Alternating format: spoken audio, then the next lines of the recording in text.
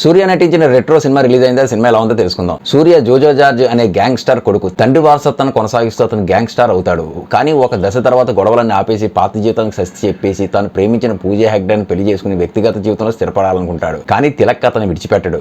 Gold fish అనే ఒక mafia deal కి సంబంధించిన రహస్యాన్ని చెప్పాలని అతను వెంటపడతాడు. సూర్య తన మాట విన్నందుకు పూజా హెగ్డేను తిలక్ చంపబోతుండగా ఎదురు తిరగడంతో తన జీవితంలో ఊహించిన మలుపు తిరుగుతుంది. సూర్య జైలు పాలై పూజా హెగ్డేకు దూరం అవుతాడు. తర్వాత జైలు నుంచి తప్పించుకుని అండమాన్లో పూజా హెగ్డే ఉంటున్న ఒక దీవికి వెళ్తాడు సూర్య.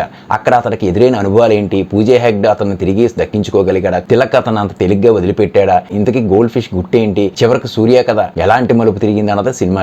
ఈ సినిమాలో అయితే కొత్తదనం అయితే ఏమి ఉండదు, ఏదో చూసిన కథలాగే ఉంటుంది తప్ప ఇంట్రెస్ట్ గా ఉండదు సినిమా అయితే మాత్రం ఎక్కడ కలెక్షన్స్ అయితే లేవు. సినిమా అయితే మాత్రం చాలా డిజాస్టర్ అయింది సినిమా. కొత్త సినిమాలకు జెన్యూన్ రివ్యూ కావాలనుకుంటే నా ఛానల్ సబ్స్క్రైబ్ చేసుకోండి. ప్లీజ్ సబ్స్క్రైబ్ సినీ ప్రపంచం ఛానల్. కొత్త సినిమాలు హిట్టా లేక ఫ్లాపా తెలుసుకోవడం